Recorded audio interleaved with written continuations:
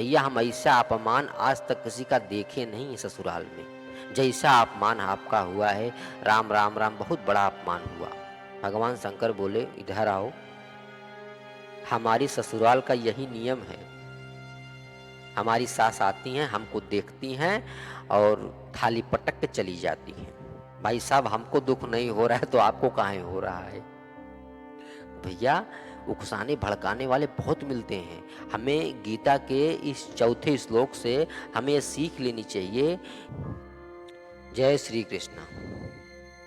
गीता के प्रथम अध्याय में चौथे श्लोक में दुर्योधन अपने गुरु आचार्य द्रोण के पास जाता है और कहता है कि हे आचार्य, अर्जुन आपका प्रिय शिष्य है, जिसने आपसे शस्त्र विद्या सीखी है, वही अर्जुन आपके सामने धनुष और तीर लिए खड़ा है आपसे युद्ध करने के लिए।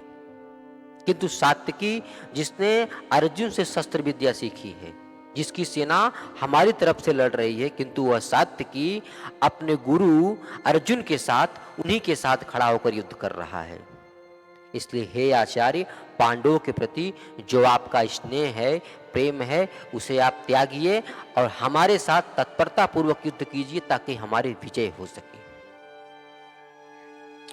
देखिए, यहाँ पे समझने वाली बात यह है कि दुर्योधन आचार्य द्रोण को इस प्रकार इसलिए कह रहा है क्योंकि आचार्य द्रोण को अपने शिष्यों में सबसे प्रिय अर्जुन ही थे। अर्जुन पर उनका विशेष प्रेम और स्नेह था। इसी के कारण दुर्योधन ने आचार्य द्रोण से ऐसी बात कही, उन्हें उकसाने के लिए, उन्हें भड़काने के लिए, ताकि आचार्य द्रोण के मन में बैर भाव उत्पन्न हो और आचार्य द्रोण तत्परता पूर्वक युद्ध करे। दुर्योधन के इस बात से हमें यह सीख मिलती है कि ये कान भरने वाले, उकसाने वाले, भड़काने वाले आज ही नहीं, पहले भी हुआ करते थे। किंतु हमें अपना कार्य अपनी बुद्धि, अपनी विवेक से ही करना चाहिए। हमें किसी के बहकावे या उकसावे में नहीं आना चाहिए। ये उकसाने और भड़काने वाले लोग आज ही नहीं बल्कि पहले भी हुआ करते थे। शिव जी के विवाह में जब शिव जी की बारात जा रही थी, जब भगवान शंकर अपनी ससुराल में पहुंचे तो वहां पार्वती की माता मैना देवी भगवान शंकर की आरती के लिए थाल लेकर आई। तो जब माता मैना थाल लेकर आई तो भगवान शिव का वो विकराल रूप देखकर वो भय से मूर्छित हो गए और थाली पटक के चली गई, भयभीत हो गई। अब वहीं पर एक बुढ़ा खड़ा था, आके भगवान शंकर जी से कहता है कि भैया हम ऐसा अपमान आज तक किसी का देखे नहीं ससुराल में। जैसा अपमान आपका हुआ है, राम राम राम, बहुत बड़ा अपमान हुआ। भगवान शंकर बोले, इधर आओ, हमारी ससुराल का यही नियम है। हमारी सास आती हैं, हमको देखती हैं और थाली पटक के चली जाती हैं। भाई साहब, हमको दुख नहीं हो रहा है तो आपको काहे हो रहा है?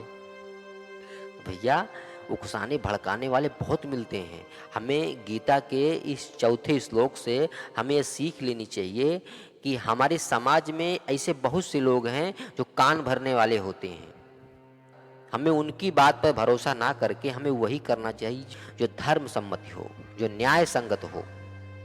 ईश्वर ने हमें विवेक दिया है, हम अपने विवेक का इस्तेमाल कर सकते हैं और विवेक सत्संगति से प्राप्त होता है और सत्संगत राम जी की कृपा के बिना मिलता नहीं है। इसलिए अपने विवेक का प्रयोग कर हमेशा कोई भी कार्य धर्म को सामने रखकर ही करना चाहिए। हम एक पल के लिए भी नहीं भटक सकते। ईश्वर ने हमें अपने जीवन जीने के लिए ऐसी सामग्री दे रखी है कि हम कदाचित भटक ही नहीं सकते। देखिए, ये मनुष्य योनि ही ऐसी योनि है जिससे समस्त योनियों में विचरण हम कर सकते हैं और मुक्त भी हो सकते हैं। बहुत अच्छा काम कर लिए, पुण्य कमा लिए तो हमें कई कालों तक स्वर्ग में सुख का भोग करना पड़ेगा, तो हम कई कालों तक स्वर्ग में रहकर सुख का भोग कर सकते हैं। बुरे कर्म कर लिए तो बहुत कालों तक हम नरक में रहकर दुख भोग कर सकते हैं। और अच्छा कर्म कर लिए तो फिर अब कहना ही क्या है, बैकुंठ पहुंच जाओ, ब्रह्मलोक पहुंच जाओ, तमाम लोग पढ़े वहां चले जाओ और जीवन भर ईश्वर की भक्ति किए और कुछ नहीं मांगे, तब ईश्वर तुम्हें वही देंगे जो तुम चाहोगे।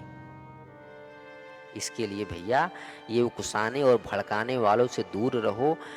हमेशा आंखों से जितना दिखता है सत्य उतना ही नहीं होता, सत्य कुछ और होता है।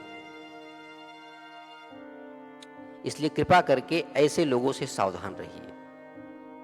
ऐसे लोग व्यक्ति के जीवन को नरक बना देते हैं। ऐसे लोगों से कम 40 कदम दूर रहना चाहिए।